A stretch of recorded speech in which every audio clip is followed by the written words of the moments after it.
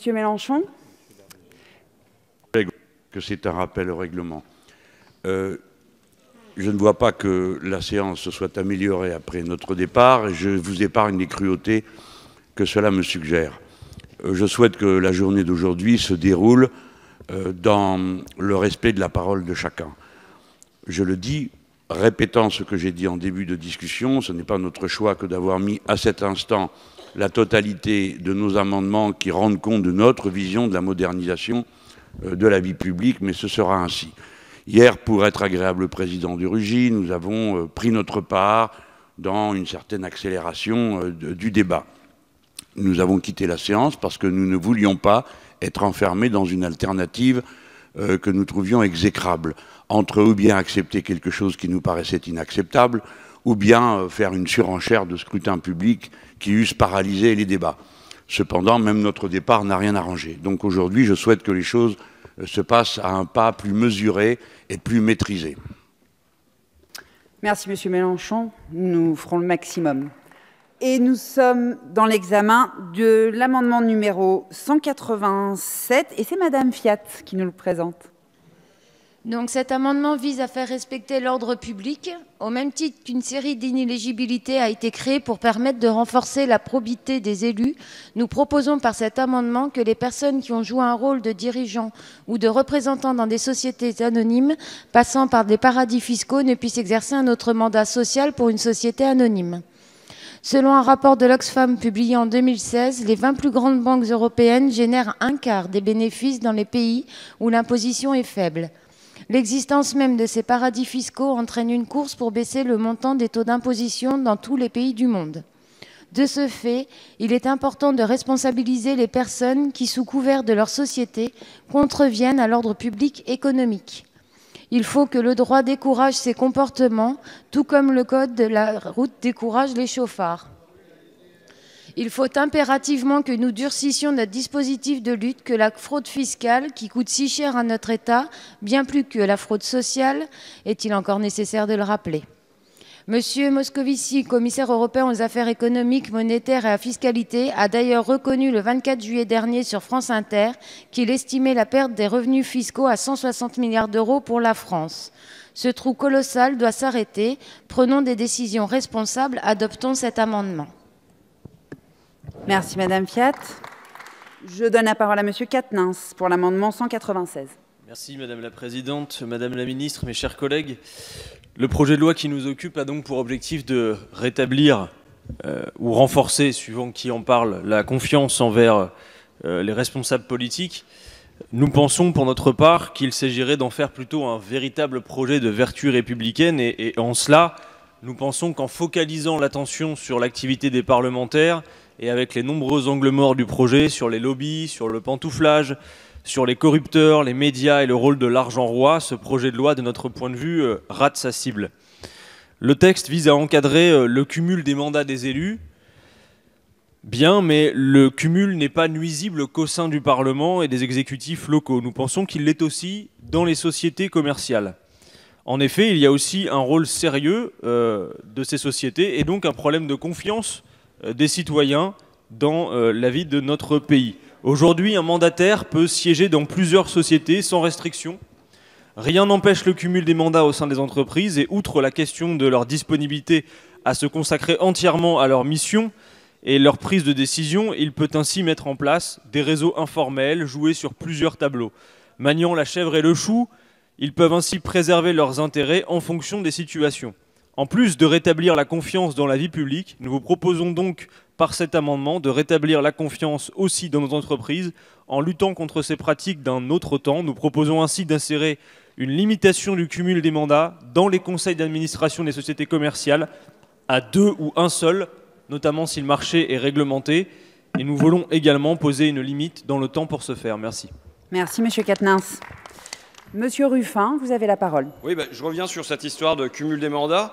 En effet, dans la mesure où on pense que c'est pas bon pour les élus parce que ça ne leur permet pas de faire leur travail correctement. On voit mal comment on pourrait cumuler 4-5 mandats comme Madame Clara Guémard qui a un mandat chez LVMH, Veolia, Danone, Bouygues, Monica Cohen, c'est Hermès, Decaux, Safran, BNP, en faisant son travail correctement. On a aujourd'hui, le précédent Pebro, lui, était quand même encore plus fort, c'était EADS, Total, Saint-Gobain, Lafarge, Pargesa, Pierre Fabre, et j'ai dû en passer parce que sinon je dépasse mes 2 minutes. On a aujourd'hui un CAC 40 où 98 personnes représentent 22% des administrateurs et 43% des votes. Et je pense qu'il faudrait dans la foulée aussi songer aux emplois familiaux. Il y a une note de Proxinvest qui dit, puisqu'on a traité des emplois familiaux pour les députés très longuement, je ne vois pas pourquoi on n'en parlerait pas aussi pour les conseils d'administration des grandes entreprises, une note de Proxinvest qui dit « Les gens envoient maintenant leurs femmes ou leurs enfants. Voilà comment on voit Amélie Oudéa chez Lagardère ou Nicole Bouton chez Pernod Ricard. » Donc je pense que pour avoir une bonne gestion des entreprises, dans le souci de leur développement, de l'investissement des salariés, tout ça, il faut limiter ce cumul de mandat. Ce n'est pas dans l'amendement, mais dans la foulée, il faut ouvrir ce conseil d'administration aux salariés. Et je souhaiterais aussi qu'il soit ouvert aux sous-traitants, aux habitants qui pâtissent de l'environnement. Voilà, je vous remercie. Merci, Monsieur Ruffin. Dans cette attente, Monsieur Ruffin, nous vous écoutons. Ah oui, avec la veste, avec la chemise dans le pantalon et tout. Non, parce que ça plaît pas à Monsieur Jacob, mais ça plaît pas non plus à ma mère. Donc voilà. Voilà, bah oui. Non, écoutez. Merci à tous. Bon, nous allons laisser Monsieur Ruffin nous expliquer son point de vue. Voilà. Non, excusez-moi. En fait, il y a un amendement qui est pas passé cette nuit et sur lequel je n'ai pas eu l'occasion de défendre. Donc je vais en profiter là, qu'il y a un temps creux. Non, mais c'est pas grave. Il y a un papier qui est paru là, parce que j'ai beaucoup entendu parler de représentativité, de société civile et ainsi de suite. Il y a un papier qui est paru par le Centre de la vie politique française, le CEVIPOF de Luc Rouban, qui démontre que dans cette assemblée aujourd'hui, on a 0,2% d'ouvriers et on a 2,8% d'employés. Par ailleurs, ce papier montre qu'il y a 53% des députés dans cette assemblée qui appartiennent aux classes supérieures. C'est également mon cas sur le plan éducatif. Et ça monte à 70% dans le groupe de La République En Marche. L'enquête conclut, la nouvelle assemblée reflète assez fidèlement la fracture sociale qui traverse la France, puisque les députés LREM sont issus des élites sociales, tout comme les députés LR, alors que les députés de la France Insoumise, du Parti communiste français ou du Front National sont les catégories populaires. Je m'excuse, c'est une étude Alors, moi, non. Ce que je pense, juste...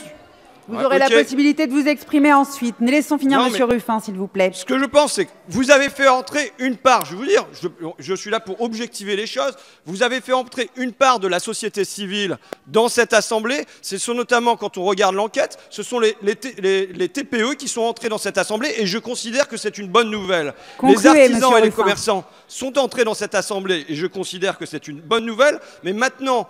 prétendre que ça, c'est la société civile, quand on a 50% de la population active... Merci, Monsieur Ruffin. Je reprendrai la parole. Nous vous avons entendu. Merci. Monsieur Ruffin, nous vous écoutons sur le fond de cet amendement. Non, je suis désolé, je vais reprendre la parole sur la parité sociale. Moi, je vous ai écouté pendant des heures discuter de l'IRFM et tout ça. Je pense que là, quand on dit qu'il y a 50% de la population qui est représentée dans l'Assemblée nationale par 2,8%, je suis désolé, je m'autorise à prendre 2 minutes pour revenir sur cette question, parce que je pense que c'est un gros problème quand la représentation nationale apparaît à ce point comme étant une irreprésentation nationale. C'est pas un crime que d'appartenir à cette classe, mais ne pas avoir constamment conscience que là, il y a ici une majorité qui est en fait est dans la société une minorité, ça nous conduit à glisser sur une pente qu'on méconnaît. J'avais une proposition pour aller contre ça, c'est de dire que puisque et il y a plein de femmes dans cet hémicycle, ça a été aussi le fait d'une loi, c'est qu'on a voulu la parité de genre, et ben je crois qu'on devrait souhaiter aller vers une parité sociale, et de penser que s'il y a 22% d'employés dans la population active du pays, on devrait avoir par exemple au moins 11% d'employés sur les listes aux législatives dans le pays, que ça se fasse sous contrainte, si ça se fait pas naturellement, que ça se fasse sous contrainte. Merci, Monsieur Ruffin. Merci Madame la Présidente. Oui, pour apporter également le soutien de notre groupe à ces deux amendements. Depuis maintenant, ça fait déjà 4 jours qu'on est là. Depuis 4 jours, on nous explique que pour le bien de la société, il faut que la société civile... J'attends toujours une définition précise, mais que la société civile s'intègre en politique. D'ailleurs, c'est massivement le cas, qu'il faut qu'il y ait des passerelles entre le public et le privé de manière permanente pour améliorer encore le fonctionnement de l'État. Je me rappelle de notre collègue qui nous a expliqué ça. Bien, écoutez, à partir du moment où on parle de confiance dans la vie publique, eh bien, de fait, à partir du moment où il y a des allers-retours et que vous avez refusé tout amendement qui contrôle ces allers-retours, et bien de fait, la question du privé est entrée dans cette loi, et ce n'est pas nous qui l'y avons amené, ou en tout cas qui avons légitimé sa présence. Donc à partir de ce moment-là, et on le voit bien, quand des dirigeants d'entreprise viennent à occuper des fonctions publiques, eh bien il est assez logique que la vertu s'étende également à leur activité dans le privé. Je vous remercie, Monsieur Lachaud. Pour le numéro 199, Monsieur Quatennens, nous vous écoutons. Merci Madame la Présidente, Madame la Ministre, mes chers collègues. L'exercice du vote est un droit et si l'on en croit notamment les résultats des dernières élections législatives, force est de constater que ce droit est loin d'être pleinement exercé. Le premier fait politique des élections législatives a été l'abstention criante, signe d'une colère froide dans le pays. Si les citoyens qui s'abstiennent n'ont pas raison de le faire, ils ont 1000 raisons de le faire, raisons qui tiennent notamment effectivement au manque de confiance dans la classe politique, manque de confiance qui tient de notre point de vue moins à la couleur des tickets de caisse des parlementaires qu'au non-respect des promesses électorales ou à la continuité des politiques qui sont menées, quelles que soient les étiquettes. Nous sommes favorables, vous le savez peut-être, à l'instauration d'un vote obligatoire et nous vous proposons d'insérer cette disposition pour toutes les élections au suffrage universel. Il ne s'agit pas pour nous de mettre en place une citoyenneté punitive, mais bien de redonner une assise populaire au pacte républicain. Bien évidemment, cette obligation doit nécessairement être assortie de la reconnaissance du vote blanc, c'est indispensable. Elle permet ainsi à tout citoyen de se prononcer, même s'il ne se reconnaît dans aucune offre politique. Une élection est alors effectivement le résultat du choix de la plus grande partie de la population possible. Par ailleurs, le vote obligatoire réduit le rôle de l'argent dans les campagnes. Cette disposition est une nécessité en attendant l'Assemblée constituante que nous appelons de nos vœux, qui doit permettre au peuple lui-même de redéfinir les règles qu'il se reconnaît afin de se réapproprier la politique. Je vous remercie. Je vous remercie, Monsieur Quatennens. Madame la Présidente, Monsieur le député, sur l'amendement lui-même qui vise à rendre le vote obligatoire, j'émettrai aussi un avis défavorable, considérant en particulier que si voter constitue un droit que quiconque doit exercer, il a aussi le droit de ne pas l'exercer. Et donc, je ne souhaite pas émettre un avis favorable sur ce sujet-là. J'en profite, si vous me le permettez, mesdames et messieurs les députés, pour dire un mot de manière générale sur l'ensemble des amendements qui nous sont proposés dans cette séquence. Je ferai 3 observations. Quel que soit leur intérêt, et beaucoup de sujets que vous évoquez sont éminemment intéressants, je redis ici que les amendements que vous proposez ne présentent pas de lien, même indirect, avec le texte qui est en cours de discussion. Et ce texte, il s'apprécie, je vous prie de m'excuser pour cette répétition, il s'apprécie non seulement par le titre, mais au-delà du titre de la loi, par le contenu des règles qui sont en discussion et qui ont été présentées dans le projet de loi initial. Et donc, c'est précisément à ces règles que les dispositions que vous proposez devraient se rattacher, et il me semble que dans la plupart des cas, ce rattachement n'existe pas. Au-delà de ce strict aspect procédural, je voudrais faire une deuxième observation. Je rappelle que l'ambition qui est portée par ces textes, c'est de rendre confiance dans la vie publique. Ce n'est pas de revoir l'ensemble de la vie institutionnelle ou économique de notre pays. Et de ce point de vue-là, il me semble que l'enjeu que nous portons, qui est donc de rétablir la confiance entre les élus et les citoyens, cet enjeu-là n'a pas forcément de lien immédiat avec les représentants salariés élus dans les conseils d'administration, le droit des sociétés, tel que M. Jumel des dispositions relatives au droit des sociétés, la réglementation bancaire, on le verra plus loin, le droit électoral, la loi sur la présomption d'innocence, le fait majoritaire, l'encadrement des médias, etc. Tout cela, je le reconnais, ce sont des thèmes extrêmement intéressants, mais il me semble qu'ils dépassent le cadre qui a été initialement fixé par rapport à la loi.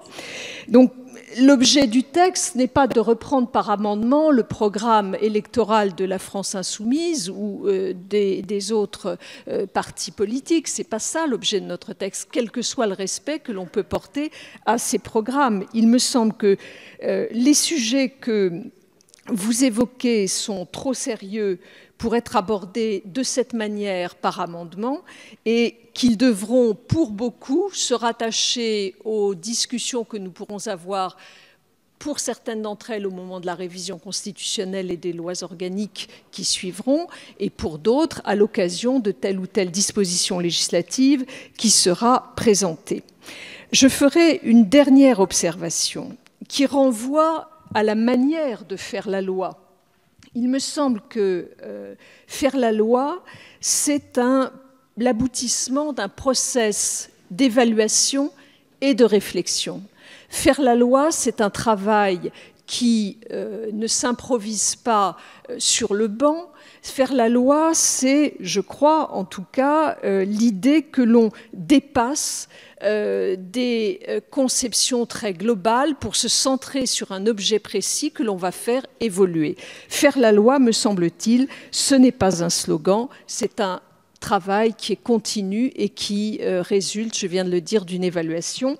Et c'est la raison pour laquelle je crois que dans le texte que nous abordons aujourd'hui, je serai malheureusement conduite à émettre la plupart du temps des avis défavorables sur les amendements que vous proposez, non pas parce que je n'en respecte pas la qualité, mais parce que je considère que cela ne se rattache pas au processus qui est en cours d'élaboration aujourd'hui. Je vous remercie, Madame la Ministre. Monsieur Quatennens, vous n'avez pas la parole. Je vais commencer par annoncer que sur le vote de l'amendement 199, je suis saisie par le groupe de la France Insoumise d'une demande de scrutin public. Le scrutin est donc annoncé dans l'enceinte de l'Assemblée nationale. Je vais ensuite vous rappeler la règle qui a prévalu ces derniers jours d'avoir un orateur par groupe. Je vous demanderai donc d'essayer d'organiser vos prises de parole en conséquence, de façon à ce que chaque groupe puisse exprimer un point de vue clair et respecté, écouté par les autres. Pour la France Insoumise, j'avais une demande, c'est M. Quatennens donc que nous écoutons. Merci. Madame la Ministre, je veux véritablement répondre à ce que vous venez de dire. Comprenez bien que toutes nos propositions et tous nos amendements ne visent pas à essayer de subvertir votre objectif. Au contraire, nous considérons, et c'est le cas de plusieurs groupes dans cette Assemblée, que votre projet est bourré d'angles morts. Et croyez bien que quand nous proposons des amendements, qu'il s'agisse d'ailleurs des conseils d'administration, des sociétés, mais comme je viens de le dire, de la reconnaissance du vote blanc, du vote obligatoire, et nous avons plein de propositions qui sont effectivement des propositions issues de notre programme, mais qui visent, comme c'est votre intention, à redonner confiance. Votre projet, tel qu'il se dessine, est une toute petite rustine sur un pneu crevé. Nous vous proposons de profiter de l'occasion que nous avons là pour changer la roue tout entière. Et vous ne cessez de botter en touche en nous appelant toujours à des discussions ultérieures, ça a été rappelé maintes fois. Nous vous proposons véritablement d'améliorer ce projet. Nous ne visons pas autre chose. Donc, merci pour vos leçons de politique sur le fait que nous nous situons toujours à côté, mais je pense qu'au contraire, nous sommes véritablement, par nos propositions, dans une visée qui vise pour de bon à redonner la confiance en la vie publique. Et sachez-le, la confiance en la vie publique ne tient pas simplement aux pratiques des parlementaires. C'est une toute petite, c'est voir le problème par un tout petit bout de la lorgnette. Donc, croyez au bien fondé de nos argumentaires et cessez de botter en touche comme vous le faites de manière aussi systématique. Et laissez-nous l'occasion de vous convaincre. Merci. Merci, Monsieur Quatennens. Pour l'amendement 198, nous vous écoutons, Madame Taurine. Oui, alors cet amendement, il concerne... Monsieur, s'il vous plaît. Au revoir, Monsieur Lassalle. Nous vous écoutons, madame. Pardon. Je vous en prie. Donc, avant l'intervention, donc j'allais dire que notre amendement porte sur justement la reconnaissance du vote blanc. Donc, plusieurs personnes se sont exprimées sur le sujet et pourront donc voter favorablement à notre amendement. Puisqu'en fait, les électeurs ne se reconnaissent pas souvent dans les choix qui sont proposés et malheureusement se réfugient dans l'abstention.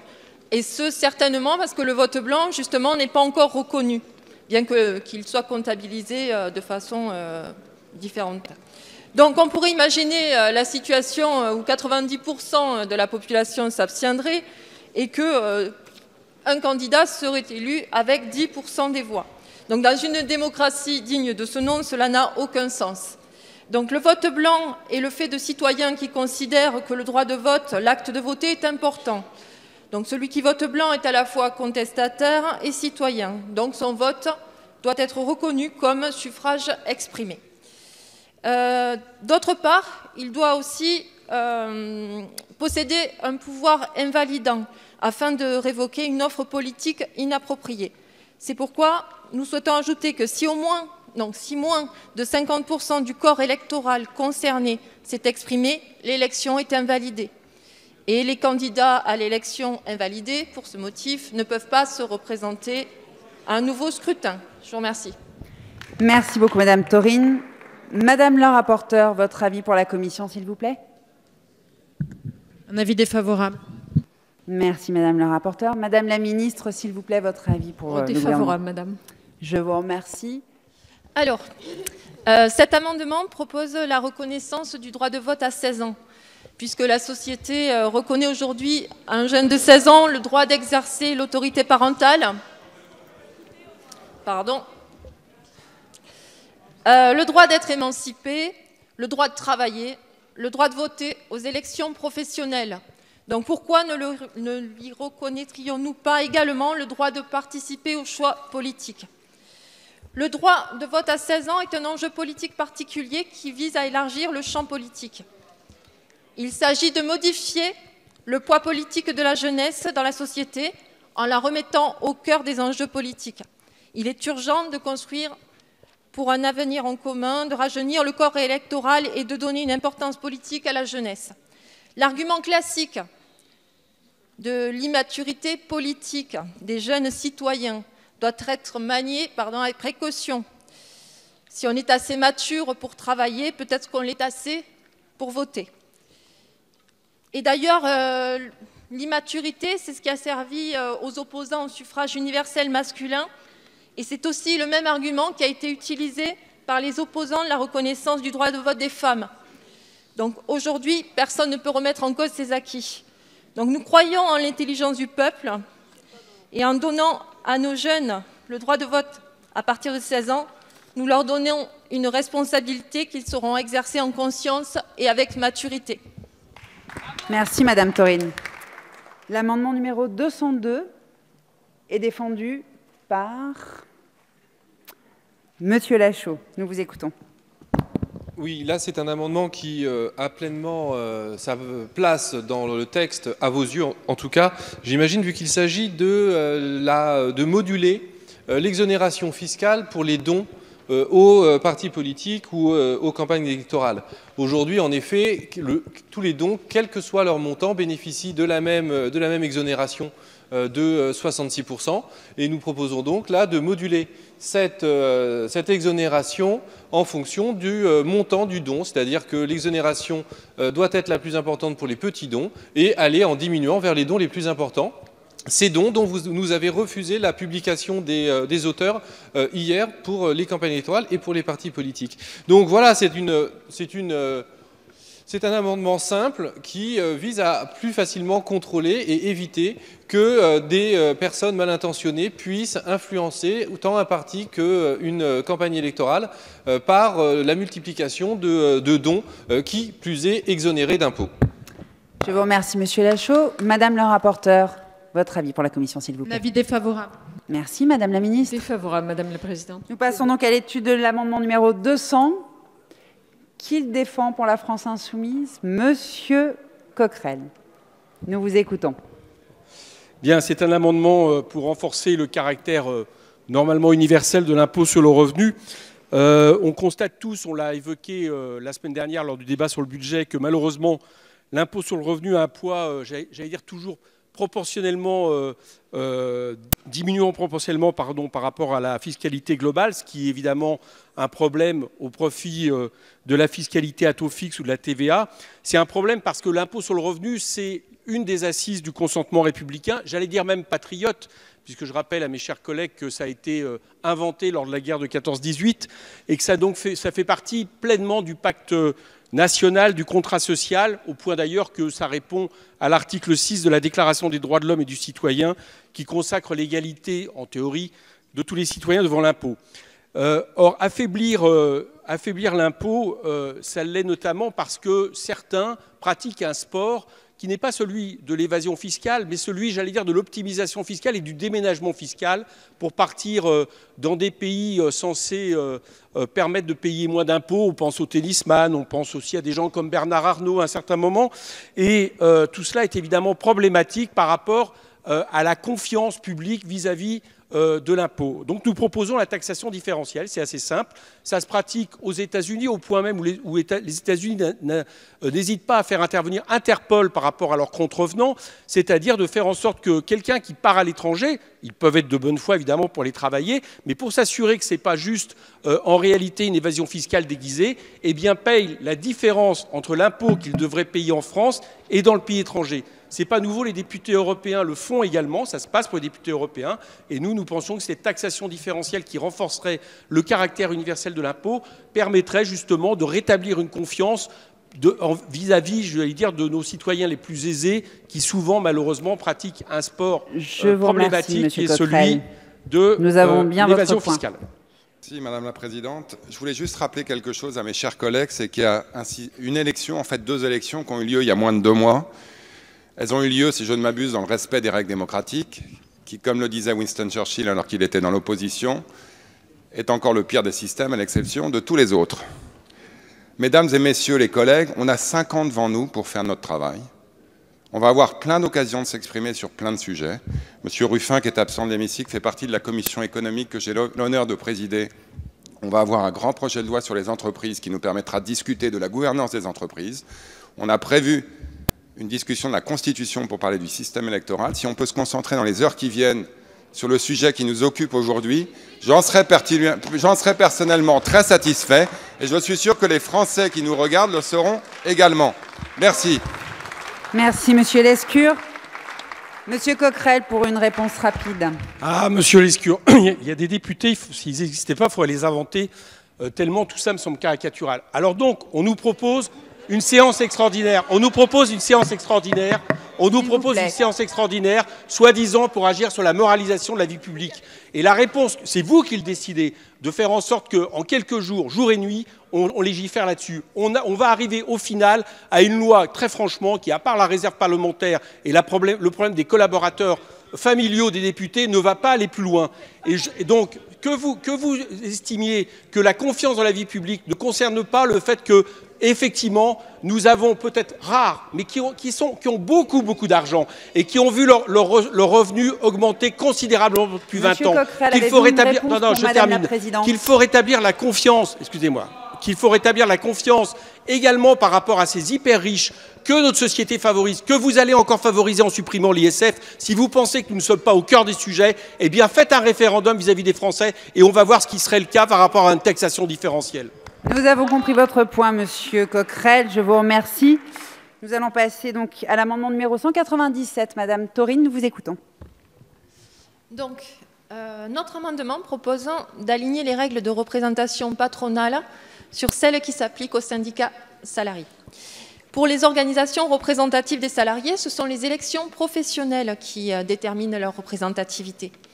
Par conséquent, nous proposons que la représentativité des organisations patronales soit également établie à travers des élections professionnelles.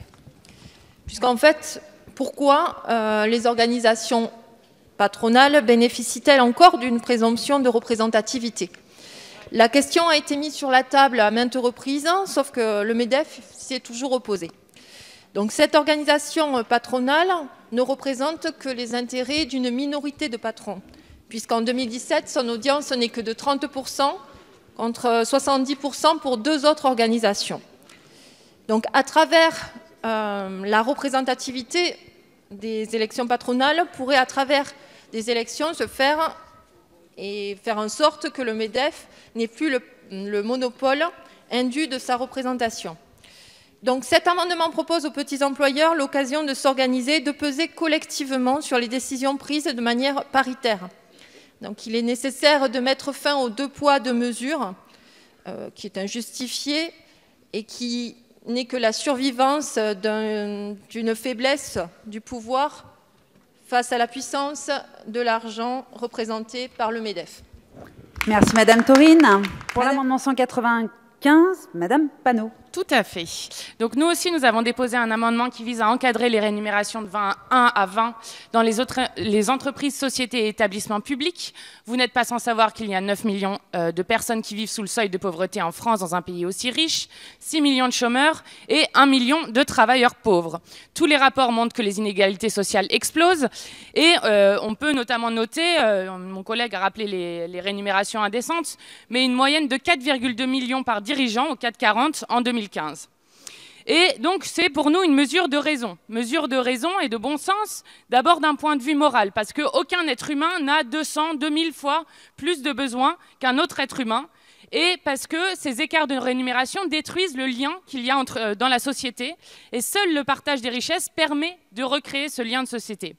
Ensuite, pour des raisons aussi économiques, et là, déjà parce que ça a un effet vertueux, parce que si un dirigeant veut s'augmenter, il doit augmenter les salaires les plus bas.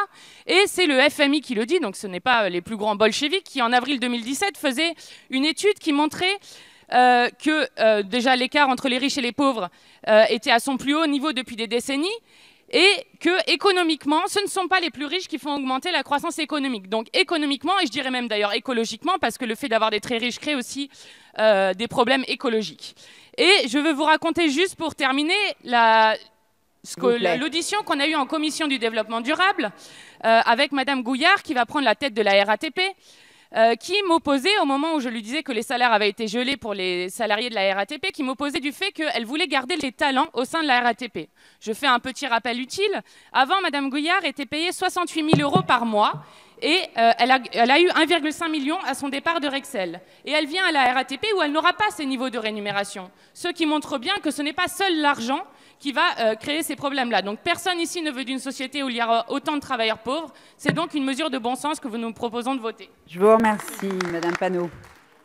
Oui, ça répond aussi au président de ma commission. Quand on parle, et c'est pour appuyer le discours de M. Jumel, parce que quand on parle de confiance, de moralisation de l'action publique, on a entendu pendant 3 jours parler à fond d'IRFM, d'indemnité. Et je vais vous dire, moi je suis d'accord avec tout ça, je l'ai porté pendant ma campagne et je m'étais engagé, je m'avais dit à mes électeurs, moi je voterai pour la loi de moralisation de la vie publique. Maintenant, quand je vois l'aspect étriqué de cette loi et qu'on nous dit qu'il n'y a rien qui peut rentrer dedans, je suis désolé, aujourd'hui, qu'est-ce qui va le plus entacher la confiance dans la vie publique aujourd'hui? Est-ce que c'est des histoires d'indemnité, nos notes de restaurant ou machin, ou le Pénico-Gate qui se décide quand on a une ministre qui, bon, elle touche des ronds en faisant un plan licenciement. Déjà, normalement, ça scandalise les gens. Monsieur Ruffin, je vous rappelle que nous sommes sur un sujet qui est celui des écarts de salaire de 1 à 20 que votre groupe soutient. Et justement, pas sur un, commentaire de l'actualité.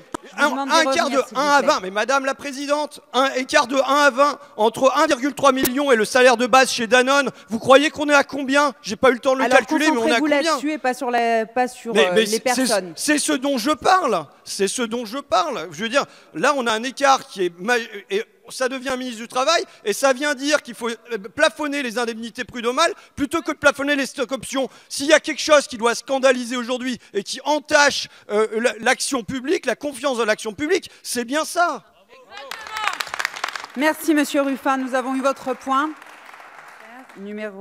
Amendement numéro 191, Madame Obono, nous vous écoutons.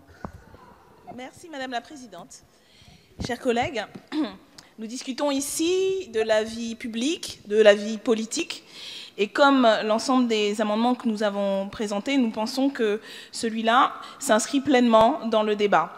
Garantir la liberté d'information, c'est aussi pouvoir donner au lecteur la possibilité de connaître qui finance quoi, quels sont les propriétaires du journal, en quoi cela peut-il biaiser ou non la manière d'y traiter l'information? L'information, c'est une donnée importante, cruciale, si l'on veut se faire une opinion, si on veut avoir confiance dans ce qui est dit, ce qui est rapporté sur la vie politique, sur la vie publique. Et donc, c'est pleinement dans le cadre de notre discussion. Tout un chacun peut savoir ici que l'excellent journal L'Humanité dont nous parlons est plutôt un journal de gauche. On est d'accord ou pas, mais on sait d'où cela vient. Mais nombreux titres de presse se parent du déguisement de l'objectivité, alors qu'ils défendent farouchement un point de vue qui est légitime, mais qu'ils devraient assumer. Un journal comme L'Opinion peut se réjouir de la prochaine libération fiscale ou fustiger sans relâche le retard français en matière de déréglementation, mais il n'est pas sans incidence de savoir que cette opinion prend sa source chez Mme Bettencourt ou M. Arnault, deux des plus grandes fortunes françaises, par le jeu compliqué et trouble d'une holding financière. Or, le lecteur ne le savait que jusqu'à date récente, ne le savait pas jusqu'à date récente et ne pouvait pas le savoir puisque son directeur, M. Beytou, refusait d'en livrer les noms. Il a fallu l'enquête déterminée de Mediapart pour qu'une enquête soit publiée en 2014 et mette à jour l'identité de ses principaux pourvoyeurs.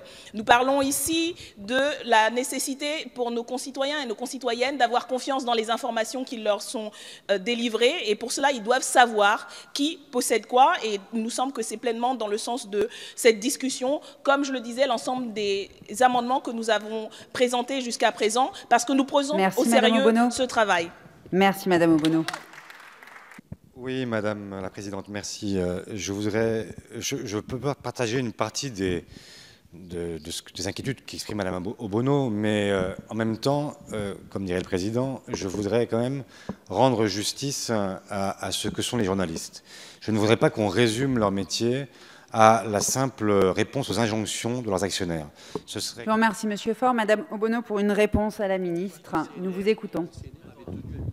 Oui, merci Madame la Présidente. Tout d'abord, à notre collègue Faure, nulle part nous n'avons mis en cause la probité et l'éthique des journalistes. Au contraire, ce que nous pointons, c'est la nécessité pour les lecteurs et les lectrices de savoir qui possède quoi. Et encore une fois, tout le monde ici prétend ne pas vouloir stigmatiser les parlementaires, et pourtant nous parlons des parlementaires, nous parlons de leurs revenus, et nous voulons mettre en avant la transparence. Donc, une chose ou l'autre, si ça s'applique aux parlementaires, et si ces débats sont légitimes sur les parlementaires, ça devrait l'être sur les organes de presse, et celles et ceux qui les possèdent, sans que cela remette en cause le travail des journalistes. Mais nous pouvons avoir ce débat plus largement, je pense, plus avant. Par contre, par rapport à ce que dit Madame la rapporteuse sur le fait que cela serait dans le cadre de la commission culture, excusez-moi, nous parlons ici de l'information publique et politique.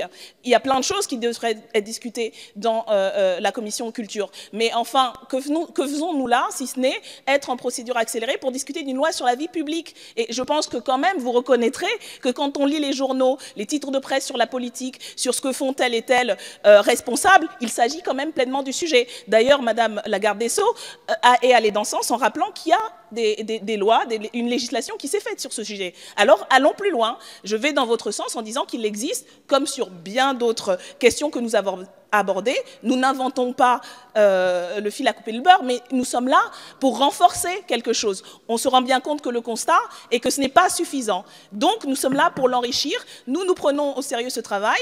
Nous sommes là jusqu'au bout pour essayer d'enrichir le débat et ne nous opposez pas des arguments qui disent, en gros, on a déjà tout fait, sinon ça ne sert à rien d'être là.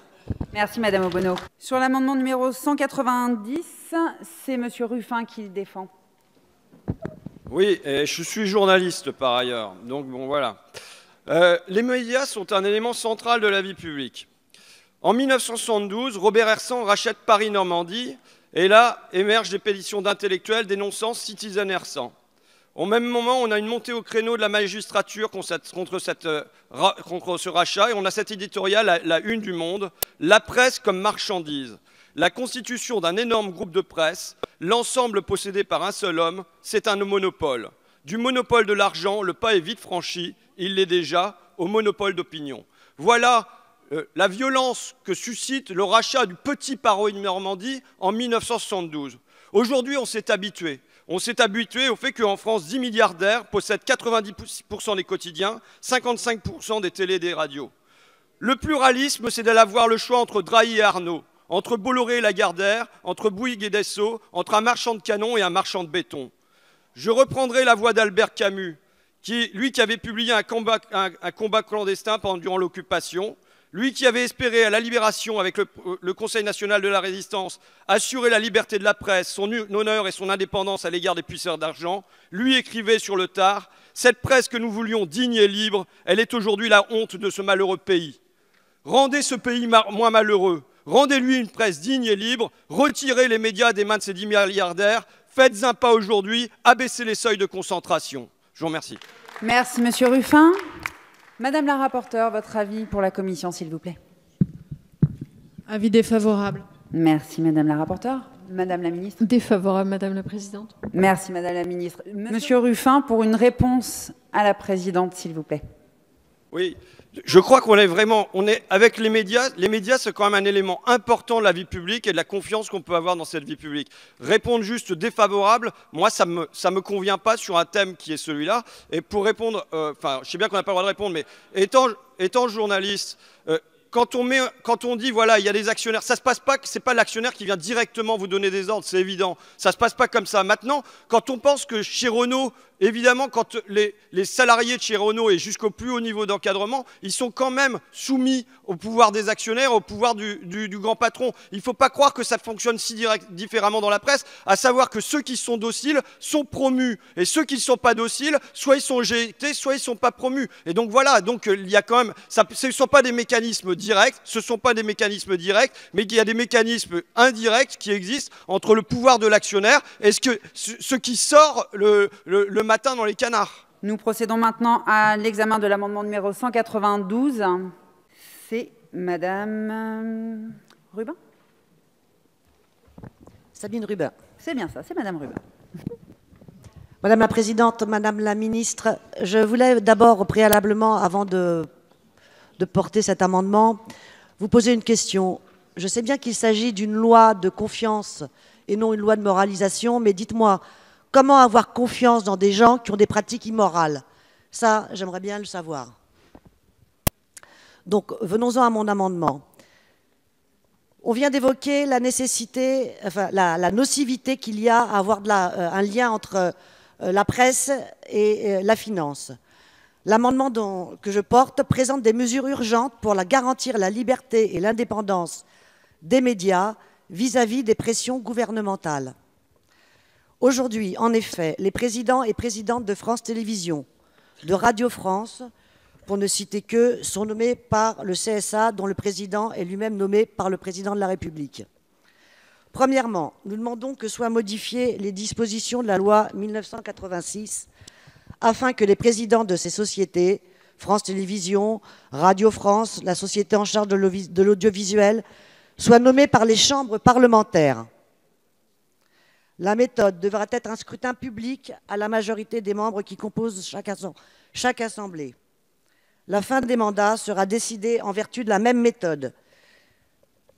Nous souhaitons que les candidatures soient présentées par le CSA et évaluées par ce dernier sur la base d'un projet stratégique. Il transmettra son évaluation au président des 2 assemblées parlementaires ainsi qu'aux commissions compétentes. Deuxièmement, que soient auditionnés publiquement les candidats par les commissions permanentes, et notamment la commission des affaires culturelles en ce qui concerne l'Assemblée nationale. Les prises de fonction seront effectives entre 80, 10 et 120 jours après la nomination.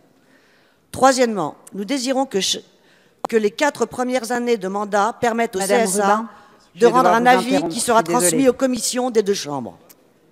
Voilà, Madame la Ministre, ce qui pourrait... Nous avons entendu votre propos. Je dois vous arrêter. Merci Madame le Président. Alors moi je voterai contre cet amendement parce qu'il n'est pas du tout dans le thème de ce dont on est en train de débattre. Mais je voudrais simplement demander à mes collègues de la France Insoumise, nous avons des idées différentes et nous vous écoutons, il n'y a pas de sujet là-dessus.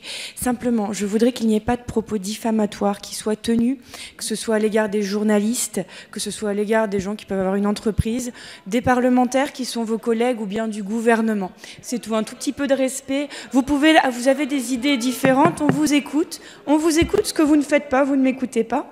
On vous écoute simplement, et il y a un tout petit peu de respect dans les propos que vous avez, et ne jetez pas des soupçons sur des gens qui ne sont pas concernés par les débats que nous avons aujourd'hui. C'est tout, merci. Merci Madame Toureau. Monsieur Coquerel a la parole pour le groupe France Insoumise.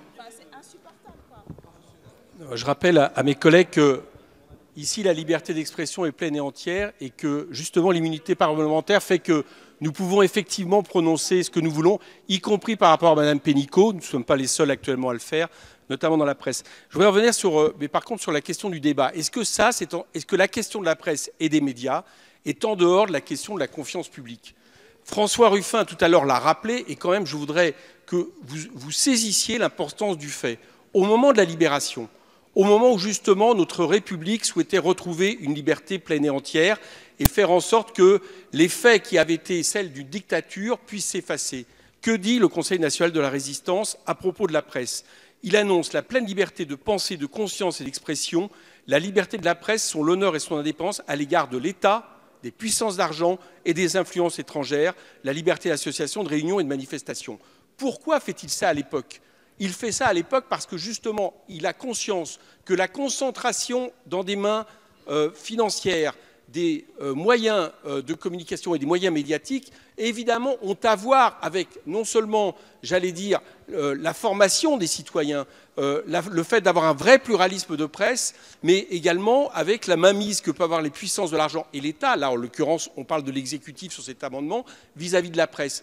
Moi, je suis très étonné que 70 ans après, ici, dans cette enceinte, on ne se rende pas compte et on renvoie à l'idée d'une commission culture le fait que les médias sont devenus un pouvoir de plus en plus important dans notre société et qu'évidemment, faire une loi de moralisation ou de confiance publique doit nous obliger à régler la question de ceux qui détiennent le pouvoir. Les médias détiennent le pouvoir et le problème que nous soulignons, c'est qu'il y a de moins en moins de gens qui, dans les médias, détiennent le pouvoir, qu'ils ont en réalité de plus en plus de liens avec la finance et que c'est évidemment un problème, y compris, je le dis, parce que François tout à l'heure a été très respectueux, mais y compris avec des pressions. Limiter les temps de parole, s'il vous plaît. Merci.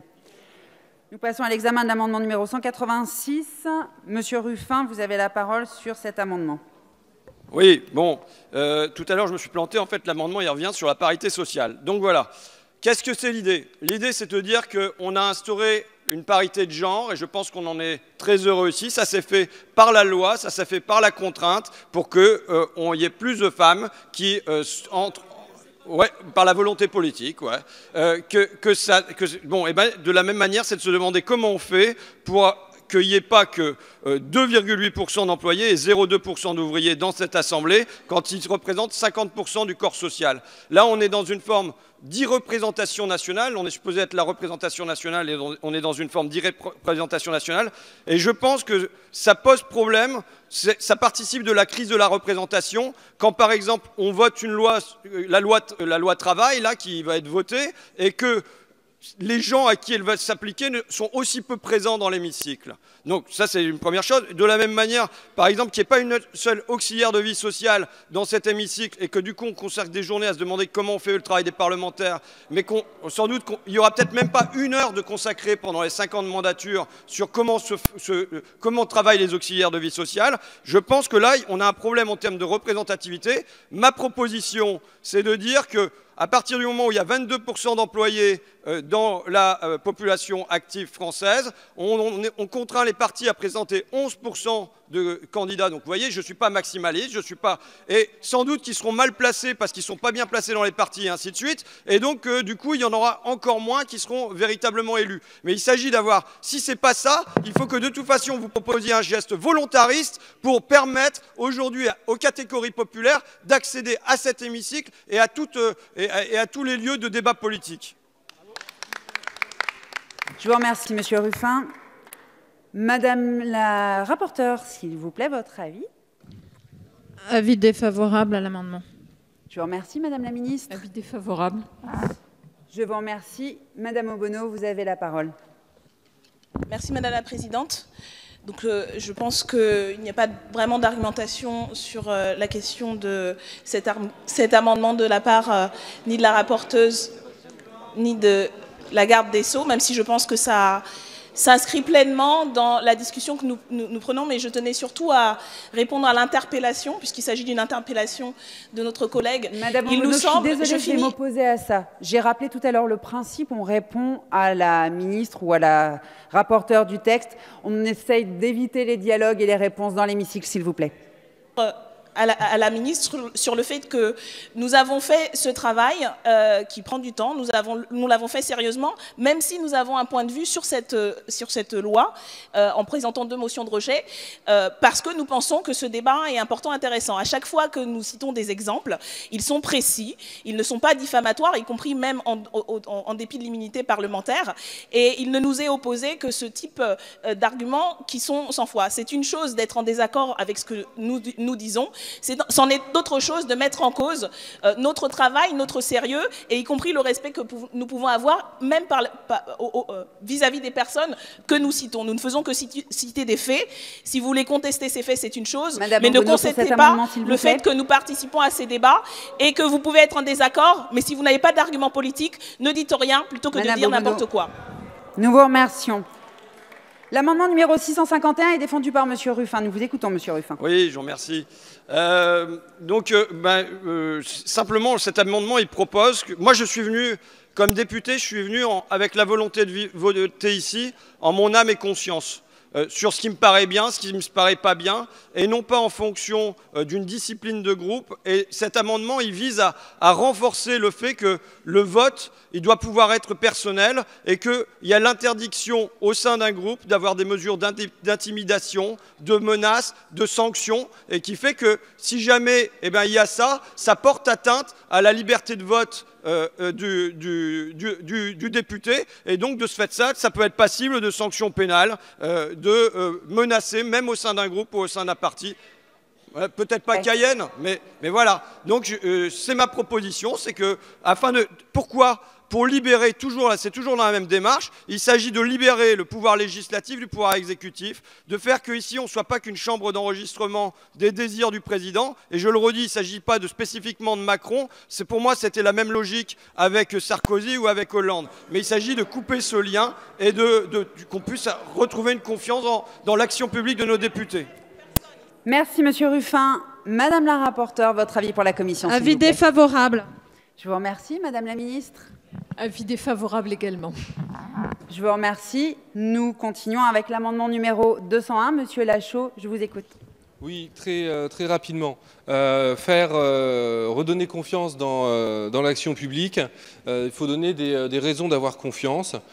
Et donner des raisons d'avoir confiance, par exemple, c'est garantir le fruit du travail des Français, notamment leur épargne déposée dans les banques. Aujourd'hui, avec le fait que nous ayons des banques où la non-séparation des activités des banques de dépôt et des banques de crédit d'une part et des banques d'affaires et de marché d'autre part n'est pas garantie, met en péril ces économies, comme on l'a vu dans la crise des subprimes de 2008. Donc très clairement, pour redonner cette confiance, il convient, à notre sens, de séparer les banques d'affaires des banques de crédit.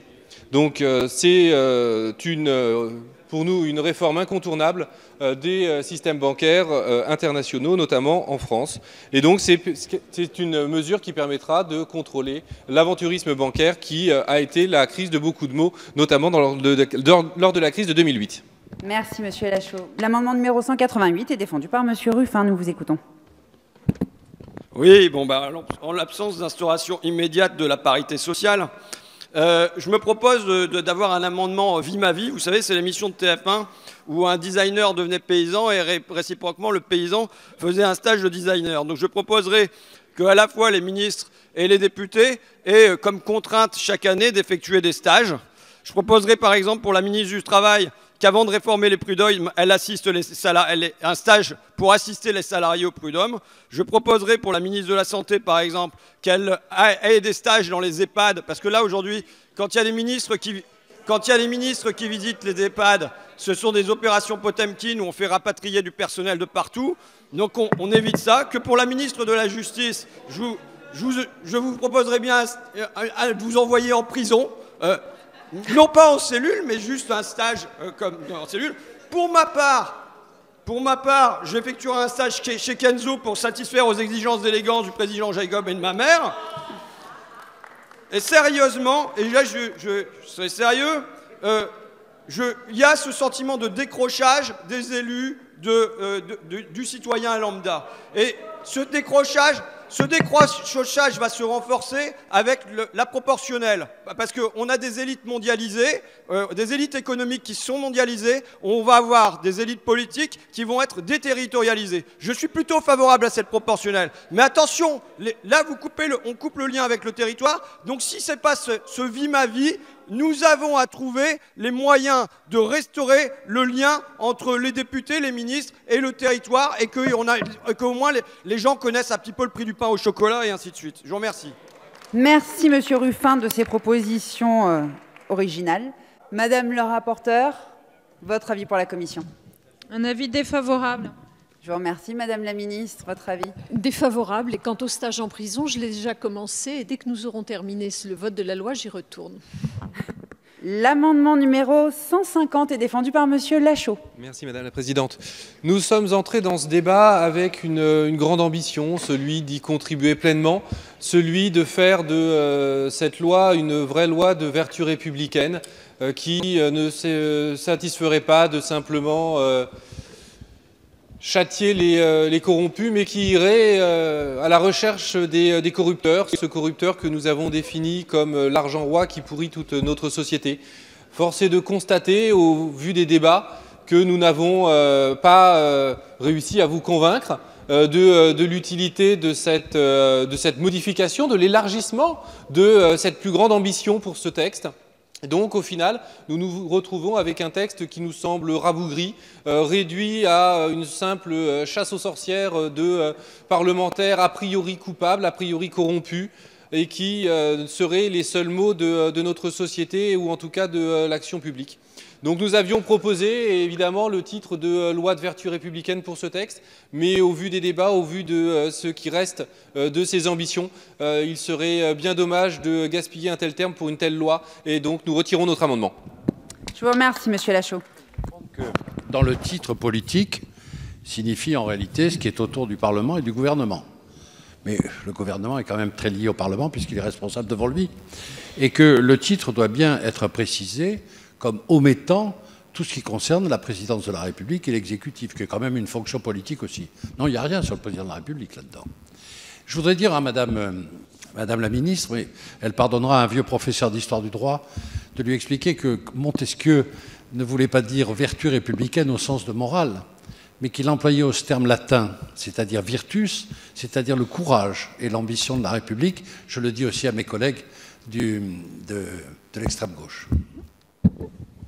Je serai très rapide, c'est juste pour répondre aux collègues, je pense, des Républicains qui est en face et qui nous a interpellés en disant de nous que nous étions l'extrême gauche. Je ne dis pas que vous êtes l'extrême droite. Il y a une extrême gauche dans ce pays, elle existe, elle s'appelle Lutte ouvrière, elle s'appelle Nouveau Parti anticapitaliste. Nous ne sommes pas l'extrême gauche, voilà, mise au point. Merci, Monsieur Quatennens.